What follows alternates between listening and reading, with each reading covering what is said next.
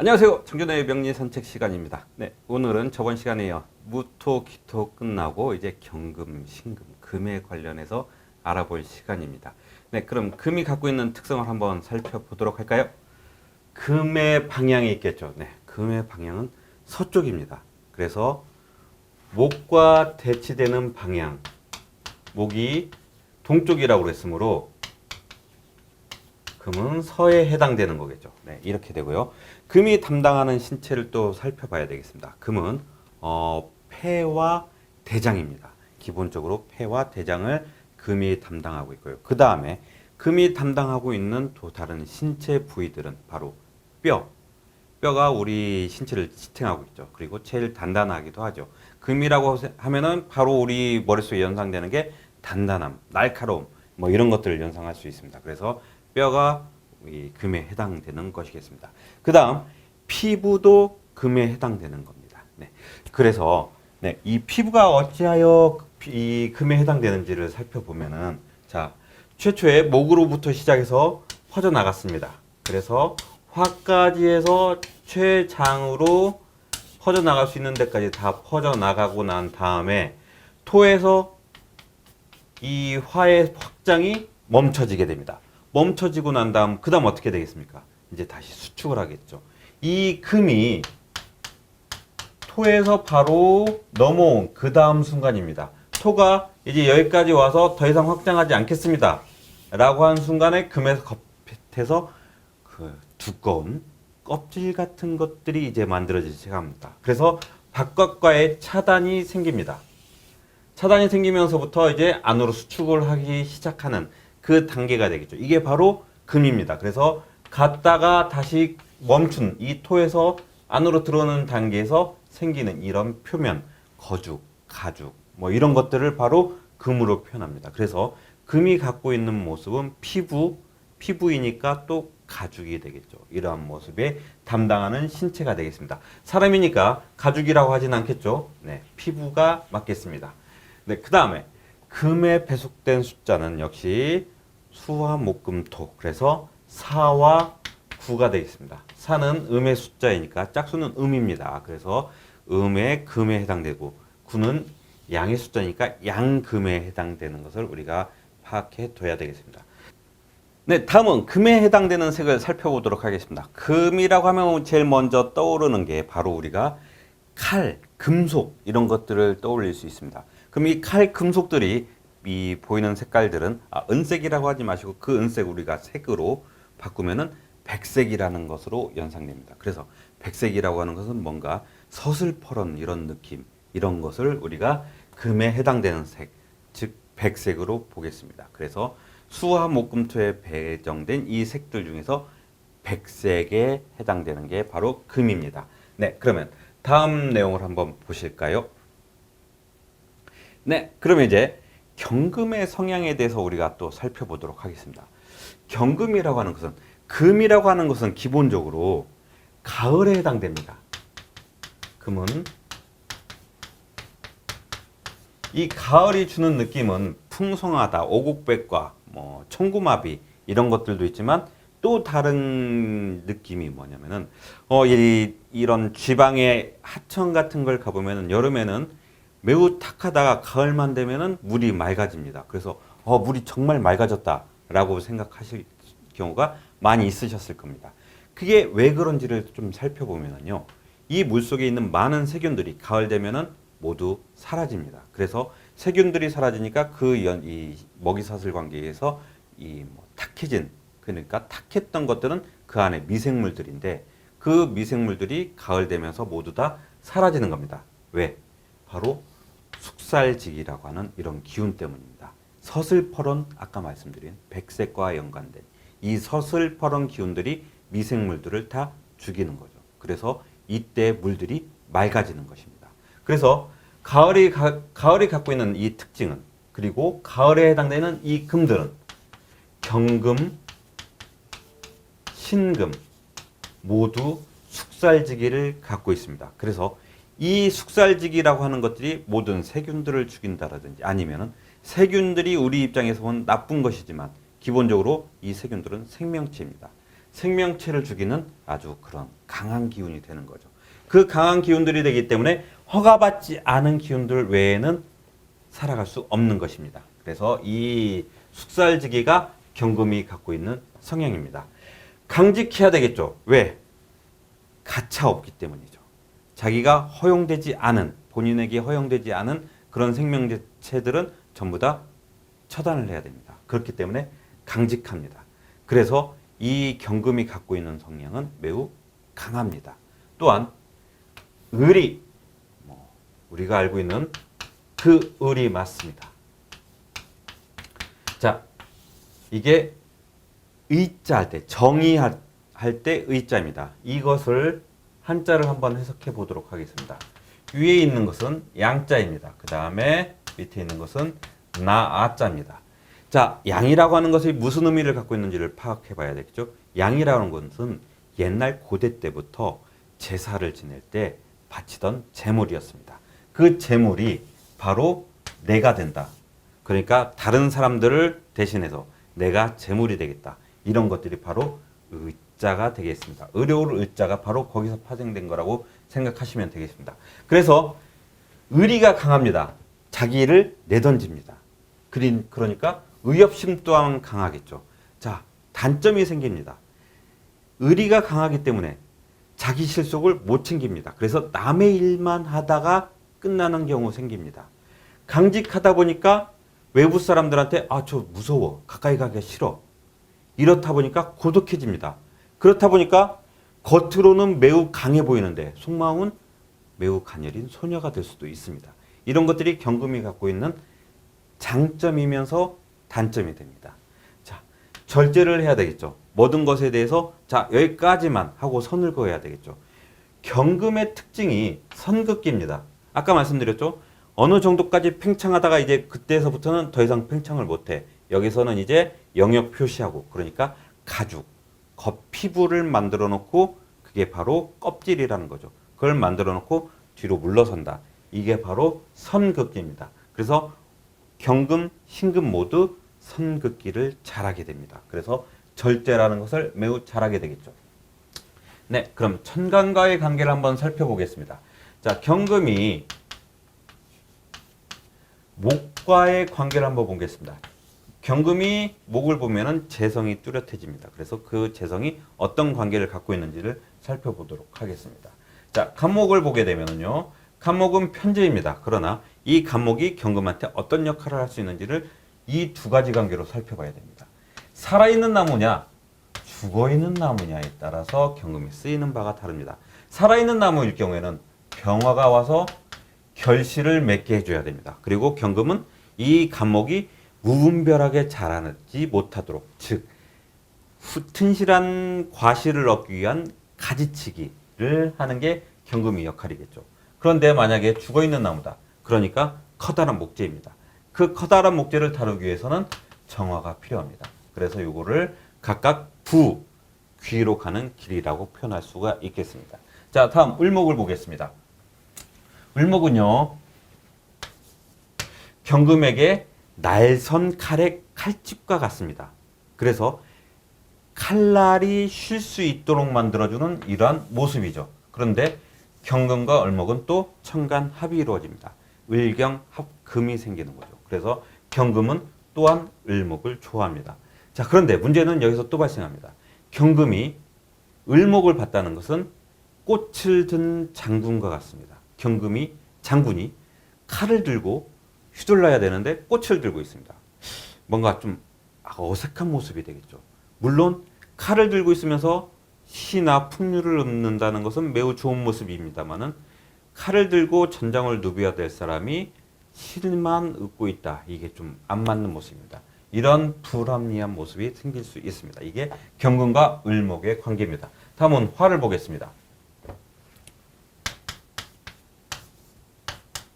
각각의 쓰임에 따라 다 다릅니다. 방금 말씀드렸죠. 경금이 병화를 볼 경우에는, 간목이 있을 경우에는 부로 가는 모습입니다. 경금이 정화를 볼 경우에는 간목이 있어서, 즉 간목이 없더라도 정화로서 달궈진, 그러니까 철광석과 같은 이런 경금이 불덩어리, 용광로 안에서 재련이 되어서 도끼로 탄생하는 혹은 뭔가 쓸모 있는 금속으로 탄생하는 이런 과정입니다. 거기에 간목까지 끼워져 있으면 용광로를 더 활활 태워서 좀 더 멋있는 도구, 무기, 칼 이런 것들로 재탄생할 수 있는 모습이 되겠죠. 이 세 가지의 경, 정의 모습이 바로 벽갑 인정이라고 하는 겁니다. 큰 그릇이 될 수 있다라는 표현입니다. 자, 다음은 토를 보겠습니다. 금액의 토는 인성입니다. 그래서 인성이라고 하는 것은 인내력, 참을성, 권한 이런 것들을 얘기하는데 보통의 경우 인성은 다른 오행 중에서는 다 긍정적으로 작용합니다만 금에 있어서 인성은 조금 불편한 모습입니다. 안 좋다라는 게 아니라 불편하다입니다. 그래서 이 토가 불편한 것은 경금이나 신금은 이미 자기가 다 갖춰진 모습입니다. 가을로 보면은 이 나뭇가지 끝에 붙어 있는 과실과 같은 모습입니다. 이제 여기에 있는 모습이 그러니까 그 전에 있는 나무나 이런 생육이 별로 필요하지 않고 마지막 단계만 하면 되는데 토가 와서 자꾸 간섭을 하는 모습입니다. 다 이루어졌는데 더 이루어져라, 더 이루어져라 이렇게 되는 모습이죠. 그래서 경금에게 혹은 신금에게 토는 불편한 모습입니다. 무토 역시 인성으로서 불편한 모습입니다. 무토가 긍정적인 경우는 경금이 임수를 사용할 때 너무 수를 많이 사용해서 가라앉기 직전에 무토가 그것을 조절해주는 역할 이런 경우에 필요합니다.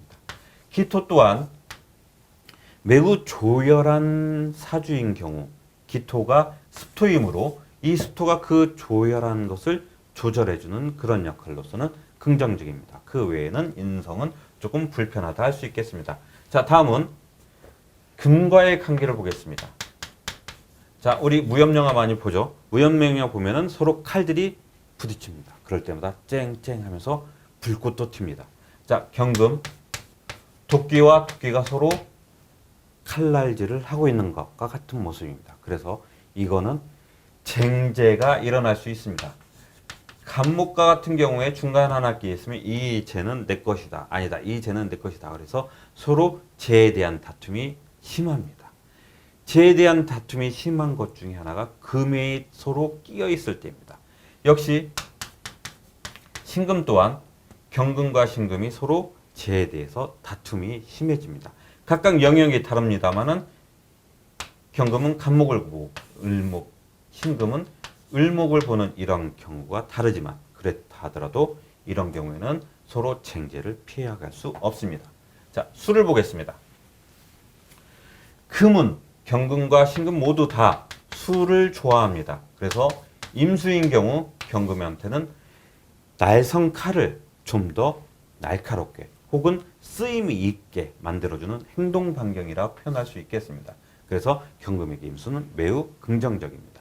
경금에게 개수는 이걸 좀 잘 쓰고 싶은데 약간의 물방울입니다. 그러니까 경금이 이걸 칼날을 갈기도 뭐하고 이렇다고 이거를 뭐 어떻게 쓰기도 뭐하고 칼날에 달라붙어서 표면에 녹이 슬게 만드는 이런 조금 불편한 관계가 발생할 수 있습니다. 그래서 경금과 개수보다는 경금과 임수의 관계가 훨씬 더 좋다라고 볼 수 있겠습니다. 자, 다음 계절별 조건을 보도록 하겠습니다.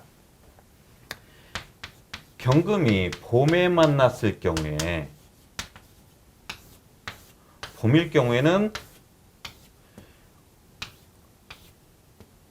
경금의 계절이 아닙니다. 이때는 목이 자라나야 되는 계절인데 이때 경금이 봄의 색삭들을 다 잘라내버릴 수 있습니다. 그렇기 때문에 이런 경우에는 화로서 목화를 조절을 해줘야 되고 또한 경금이 봄에 태어났다는 것은 자기의 기운이 아닙니다. 봄이라고 하니까 철광석이 그대로 있는데 어떤 이 영향이 있느냐 이렇게 생각하실 수 있겠지만 기운으로 생각하시면 더 편합니다. 그러니까 이러한 숙살지기 매우 날카로운 기운들이 봄의 따뜻한 기운 때문에 힘을 쓰지 못하는 겁니다. 그렇기 때문에 경금의 중간에 어느 곳에 자기의 기운이 될 만한 이러한 기운이 여기 있다고 한다면 자기의 기운을 충분히 쓸 수 있겠습니다. 다음은 여름을 보겠습니다.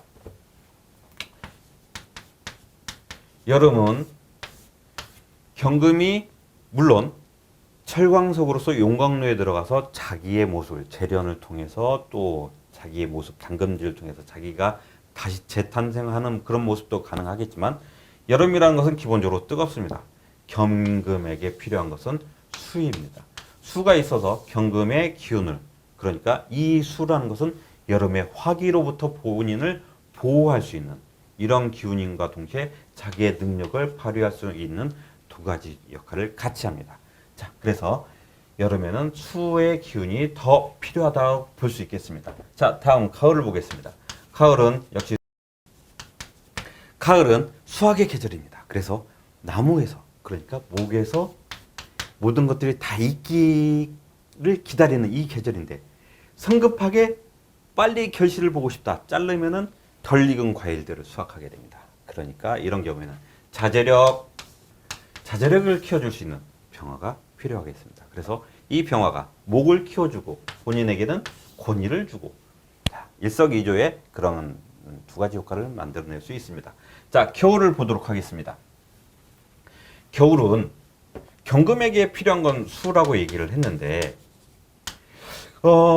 겨울은 말 그대로 그냥 수의 계절입니다. 그런데 이게 너무 지나치면은 경금까지 얼어붙게 만들 수 있습니다. 그러니까 이런 경우에는 화로서 좀 더 따뜻하게 만들어준 다음에 수의 쓰임을 살펴보는 게 훨씬 더 좋겠습니다. 자, 다음은 계절별 조건을 살펴봤고 이제 이 경금이 갖고 있는 특징들을 좀 살펴보도록 하겠습니다. 아까 도끼라고 했죠. 도끼라고 했으니까 좀 강합니다. 강하고 뭔가를 이 혁명 그리고 깨 부수고 뭐 이런 것들과 관련이 있습니다. 그래서 경금이 갖고 있는 특징이 금에 갖고 있는 특징이 혁명가의 모습입니다. 그래서 이 뭔가의 체제에 대해서 의롭지 아니한 것을 불의를 보면은 참지 못합니다. 그래서 바로 뛰쳐나갑니다. 도끼 들고 뛰쳐나가서 그 불의를 깹니다. 이런 것들이 바로 경금의 특징입니다. 안전된 체제 내에서는 군인과 경찰의 모습입니다. 아까 말씀드렸죠. 선긋기를 합니다. 그래서 이 바깥에 있는 것들이 들어오려고 그러면 딱 나가서 넌 들어오지 마 하고 처단을 하는 겁니다. 그게 바로 군인과 경찰의 모습입니다. 물론 검찰의 모습도 같이 갖고 있습니다. 자, 그 다음에 철광석, 아직 재련되지 않은 강한 철입니다.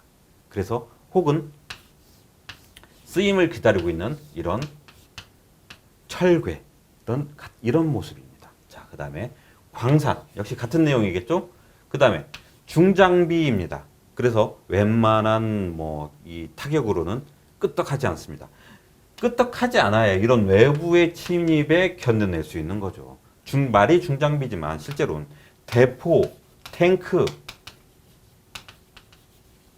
이런 것도 같이 연관된 모습입니다. 이래야 외부의 세력에 굳건히 지켜낼 수 있는 모습이 되는 거니까요. 네, 다음은 경금을 받고 이제 신금을 한번 볼까요? 네, 신금 역시 숙살직입니다. 경금은 대량의 숙살직이라고 한다면 신금은 아주 정확하게 딱딱 고치는 숙살직이라고 하겠습니다. 아까 경금을 대포로 비유를 했습니다. 대포나 그냥 어떤 일정 지역을 초토화시킬 수 있는 폭탄이라고 한다면 신금은 딱 그놈만 잡아내는 이런 뭐라고 하죠? 저격총, 저격수 이런 모습이라고 할 수 있겠습니다. 그러니까 어느 게 더 무섭냐는 것은 사용하는 바에 따라 다르지 폭탄이니까 더 무섭다.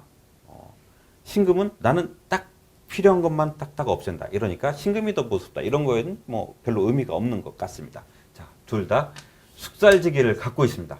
자, 신금이 갖고 있는 가장 또 그 큰 특징이 깔끔합니다. 깔끔하고 그 깔끔하다 보니까 이 사람들이 연예인이나 혹은 아나운서 이쪽에 또 연관이 있습니다. 그래서 외부적으로 보이는 신사다 혹은 정말 아름답게 단아하게 아름답다라고 보기에는 좀 단아하게 잘 꾸며진 숙녀다라고 보면은 이런 신금의 성향이 나타납니다. 그리고 섬세합니다. 방금 말씀드렸듯이 딱 필요한 부분만 딱딱 집어내는 그런 모습입니다. 그래서 이런 섬세한 모습, 이게 바로 신금의 모습입니다. 포장이라고 하는 것은 왜 포장이냐면은, 자, 방금 말씀드렸듯이 이런 나뭇가지 끝에서 매달린 과일들입니다. 다 끝났습니다. 다 끝나고 끝에만 딱 떨어지면 됩니다. 이 끝나고 난 다음에 포장이 되어서 상품으로 나가기만 하면 되는 겁니다. 이게 바로 유금의 상태입니다. 신금의 상태인 거죠. 정확하게 신금의 상태인데 이 신금의 상태가 포장되어서 다른 곳으로 가는, 그러니까 외부와의 완벽한 단절입니다. 경금보다 더 심각한 외부와의 단절입니다. 그래서 단절이 일어나는 겁니다. 이게 바로 신금의 성향입니다. 자, 다음은 이제 천간과의 관계를 한번 살펴보도록 하겠습니다. 신금은 경금과 달리, 경금은 도끼나 아주 큰 쇳덩어리라고 한다면 신금은 가위, 바늘 뭐 이런 종류의 것이라고 볼 수 있습니다. 그래서 쓰임이 좀 다릅니다. 간목을 보면은 자기가 다루기에는 표현상으로는 정제인데 이것이 갖고 있는 의미로서는 다루기 힘든 큰 나무입니다. 마치 이런 낫 같은 걸로 큰 나무를 베겠다고 이렇게 달라드는 모습이죠.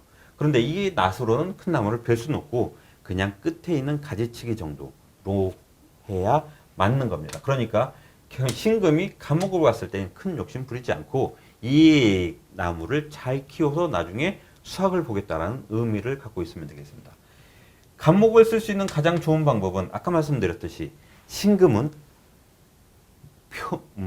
토를 불편해합니다. 그래서 이 토를 불편하는데 목이 소토를 통해서 신금을 드러낼 수 있게 하는 이런 역할로서는 간목이 제일 적당하다는 겁니다. 자, 을목을 보면은 신금은 을목을 만나면 세상 만났답니다. 자, 낫입니다. 낫이 을목을 봤으니 화초들이나 벼 이런 것들을 봤으니 바로바로 수확을 합니다. 바로바로 수확을 했으니까 결과물이 보이겠죠. 그러니까 자기를 표현하는 것도 매우 빠릅니다. 속전속결의 의미를 갖고 있습니다. 그래서 모든 것들이 빠른 진행상을 보입니다. 그리고 신금으로서는 바로바로 뭔가 수확을 빨리빨리 할 수 있으니까 부적인 측면이 더 강해집니다. 자, 이제 화를 볼까요?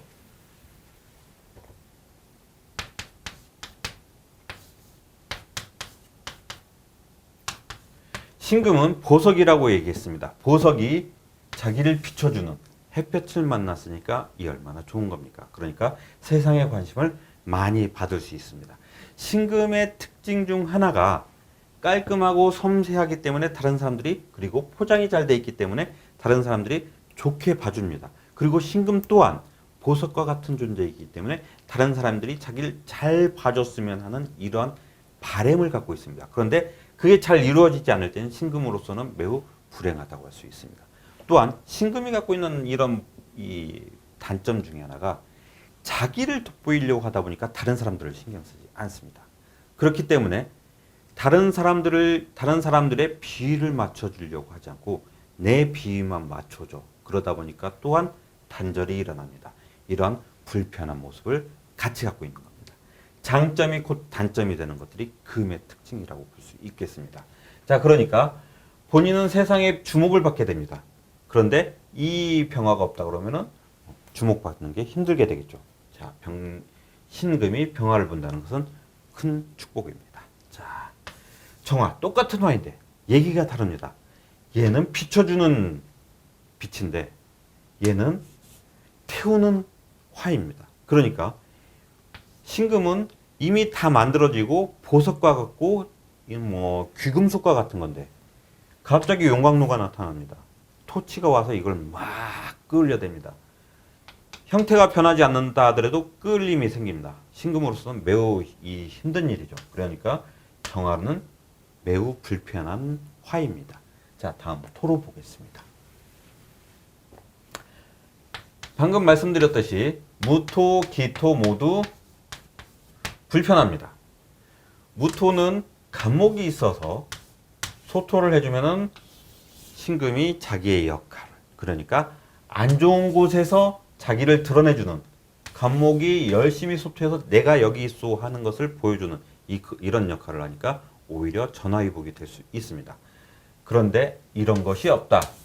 목이 없고 신금과 무토의 관계다. 그러면은 이 토에 매금되는 매자는 덮여진다, 묻혀진다, 매장한다 이런 의미가 되는 거죠. 그러니까 밖에 드러나서 자기를 드러내줘야 될 깔끔하고 섬세한 이런 단정한 모습으로 보여줘야 될 이 신금이 땅속에 묻혀버리니 불행한 모습이 되겠죠.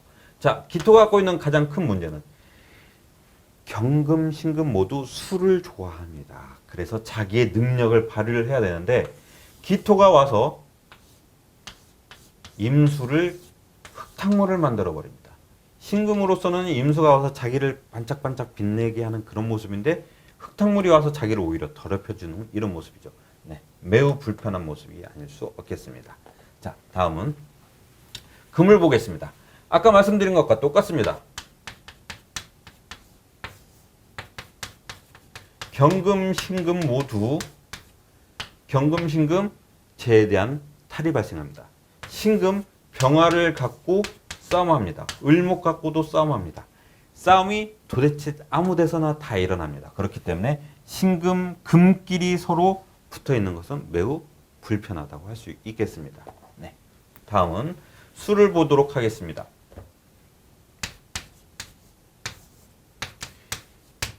언젠가 바닷가를 갔습니다. 멀리서 바닷물이 철썩철썩 하는데 아름다운 보석이 반짝거리는 겁니다. 철썩철썩 할 때마다. 그래서 가까이 가봤죠. 가까이 가봤는데 반짝반짝 잘 빛나는 조약돌일 것 같았는데 막상 가보니 구멍이 송송 뚫린 그냥 일반 돌이었습니다. 이것이 멀리서 보니까 병화와 같이 햇볕과 같이 보이니까 매우 반짝이는 정말 이 옥돌과 같은 그런 모습이었는데 가까이 보니 그냥 돌이었습니다. 이 임수와 병화가 신금의 가치를 곱하기 10, 곱하기 100 이런 정도로 바꿔주는 모습입니다. 그런데 병화가 없다 하더라도 신금이 임수만 갖고 있는 것만 가지고도 신금은 자기의 능력을 충분히 발휘할 수 있다고 볼 수 있는 거죠. 그러니까 역시 신금이 임수를 갖고 있는 것도 커다란 복입니다. 자, 개수를 보겠습니다. 한 방울의 물방울, 이 신금을 적십니다. 역시 이것 또한 신금의 귀금속을 물 표면 자국, 그러니까 뭐 자동차 운전하시는 분은 워터마크라고 하시면 이해할 수 있겠습니다. 이런 물 표면 자국만 만들어내고 사라지는 것인데, 그런데 개수가 좋은 것은 자기의 능력을 충분히 발휘하기는 조금 역부족입니다만은 정화가 와서 신금을 녹여버리려고 할 때 개수가 정화를 조절한다는 것, 이거로서는 매우 좋은 역할이라고 할 수 있겠습니다. 그러니까 사주에서는, 명리에서는 자기한테 나쁜 기운이라 할지라도 어느 순간에는 그것이 자기한테 좋은 기운으로 바뀌는 때가 온다는 것입니다. 이게 바로 명리의 묘미가 되겠습니다. 자, 다음은 계절적 조건을 보겠습니다. 자, 신금이 봄에 태어났습니다. 역시 아까 말씀드린 대로 숙살지기가 봄에 태어났으니까 이런 경우에는 조금 불편하다고 할 수 있겠습니다. 바로 봄이니까 신금은 빨리 내 결과를 보고 싶어 라고 하고 이 목들을 보면 바로바로 쳐내고 싶은데 봄인데 아직 새싹도 연글지 않은 것을 바로 수확을 내놓으라고, 결실을 내놓으라고 하니 불편하겠죠. 이런 경우에는 여러 가지 조건들이 많이 따르겠습니다. 정화도 필요하고 수도 필요하고 목도 필요하고 많은 것들이 필요한 모습입니다. 역시 토도 필요하고 모든 것들이 잘 갖춰져 있는지를 살펴봐야 되겠습니다. 여름을 보겠습니다. 여름에 태어난 신금은 당연히 수가 필요하겠죠. 임수만큼 좋은 게 없습니다. 네, 이렇게 해서 수가 필요하다라고 보겠습니다. 자, 다음 가을에 태어난 신금, 수확의 계절입니다. 경금과 동일하다고 볼 수 있겠습니다. 역시 수확을 하려고 그러는데 섣부른 수확은 손해를 볼 수가 있습니다. 물론 이미 수확의 계절이니 어느 정도 이익은 생겼습니다만은 이걸 좀 더 자기가 갖출 수 있도록 기다림과 병화가 있으면 더 좋겠죠. 기다림이 더 필요하겠습니다. 자, 겨울 역시 마찬가지입니다. 경금과 동일합니다.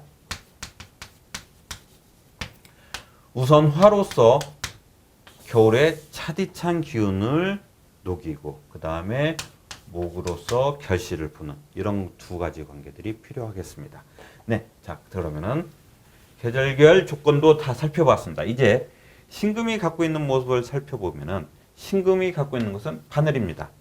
매우 날카로운, 그러니까 첨단 기술이라고 할 수 있겠습니다. 아까 경금이 탱크 혹은 뭐 대포 이런 종류의 이런 중장비 중공업이라고 한다면은 이런 신금은 첨단 산업이라고 할 수 있겠습니다. 그 다음에 보석을 만드는 것도 매우 세밀한 그런 기술이 필요한 거죠.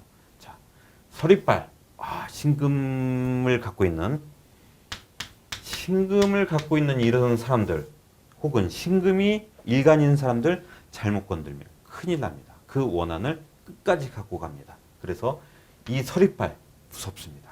네, 이런 신금이 갖고 있는 그런 모습이라고 할 수 있겠습니다. 원한 품지 않아야 되겠습니다. 자, 옥 또한 뭐 보석과 비슷한 내용입니다. 네, 그래서 이런 옥을 다듬는 것도 지금은 옥 다듬는 게 그렇게 첨단 뭐 요즘엔 기술이 좋아져서 옥 다듬는 것을 전부 다 기계로도 합니다만 옛날에는 이 옥 다듬는 기술, 즉 고대에는 이 옥을 다룰 수 있는 것이 바로 첨단 기술이었습니다. 그래서 이 옥을 다듬을 수 있다라는 것 자체가 엄청난 기술력을 자랑하는 거죠. 그래서 역시 첨단은 떠나지 않습니다. 신금을 갖고 있는 사람들은 이런 첨단에 관련된 그리고 바늘, 보석, 뭔가 다른 사람들한테 자기가 주목받고 싶어하는 그런 모습.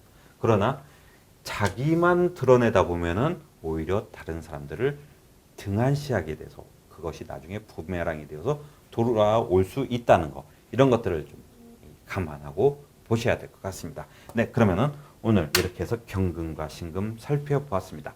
다음 시간에 계속해서 수의 내용을 살펴보도록 하겠습니다. 오늘 여기까지 하겠습니다. 감사합니다.